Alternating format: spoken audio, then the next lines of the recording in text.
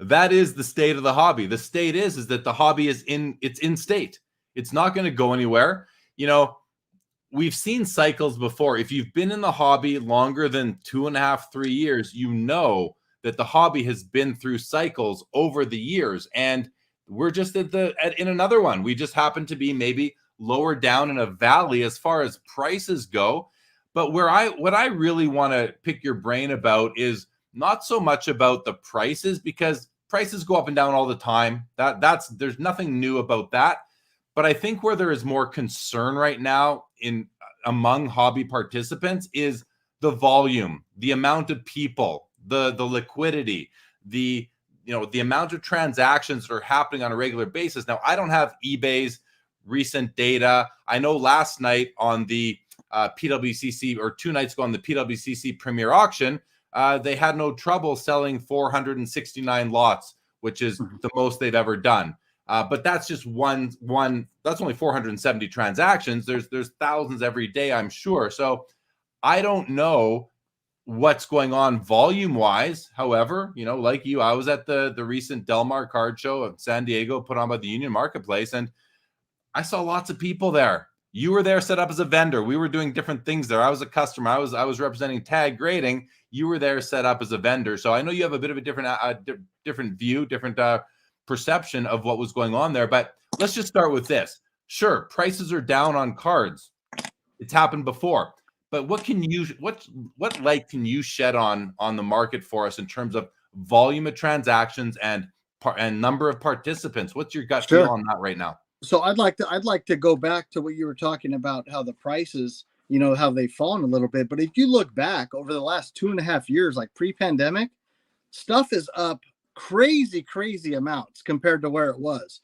So the prices kind of fluctuate back down a little bit. That's okay. All they're doing is correcting themselves.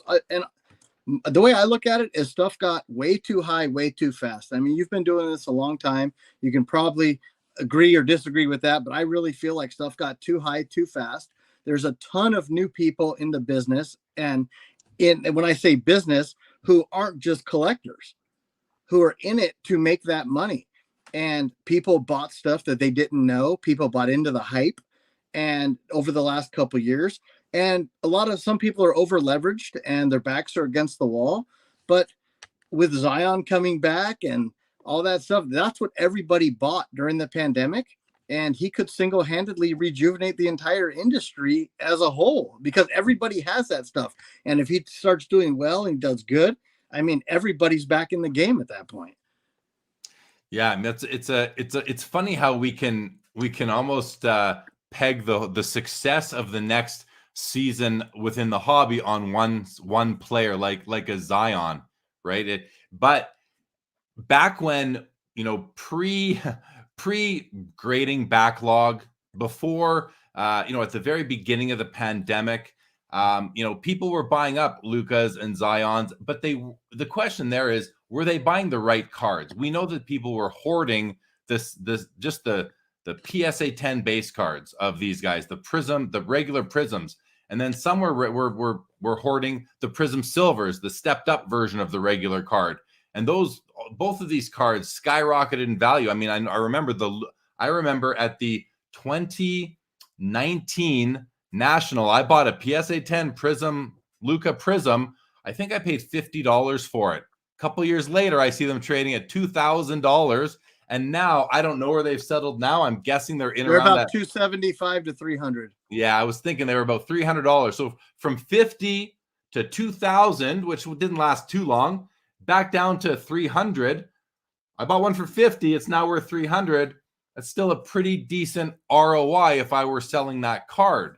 Absolutely. Now look at it the other side of it. Somebody who paid 2,000 for one of those is buried. They're buried. So we have to find, people have to realize what to buy, kind of what not to buy. Buying into the hype is such a bad thing that people can do. Getting in, just listening to people, not knowing what they're buying. And you know my motto, you know what I always say, as a collector, for a collector, is to buy what you like, because if you like it, no matter what the internet tells you it's worth, no matter what your friend or eBay or anybody you talk to tells you it's worth, if you like it, it's always going to have value to you. And a lot of times in collecting, sentimental value is way better than monetary value. For sure. I think we have to add a caveat to that. And you and I have something in common. You've been preaching the buy what you like mantra for 20, 30 years now.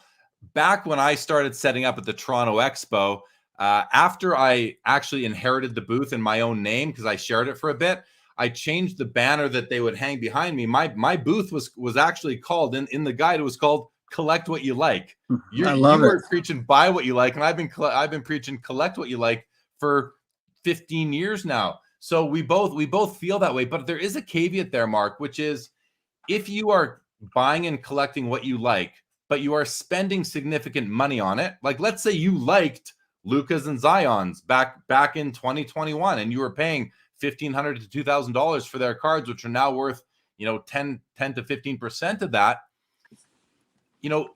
That, let me just put it to you this way: does buy what you like come with any caveat to you? Because if you are spending that money and they go down in value, yes, you still own something you like, but you also have to know that you've potentially lost some money. Now, when I say buy what you like, just like any other hobby, there's a ton of different hobbies out there. Okay, never overextend yourself when you're buying what you like. Okay, I mean that's like a little asterisk in there, a little side note, but seriously, it's easy to do. It's easy to get caught up in it.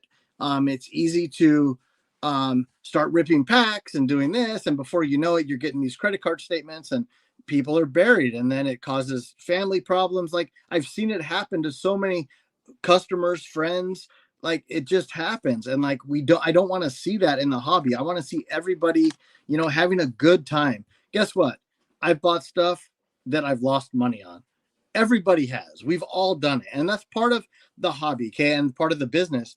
But at the end of the day, if you have something that's dropping significantly daily, weekly, monthly, like move on, sell it, take that loss, put it into today's current market and buy something else and help compensate that loss a little bit.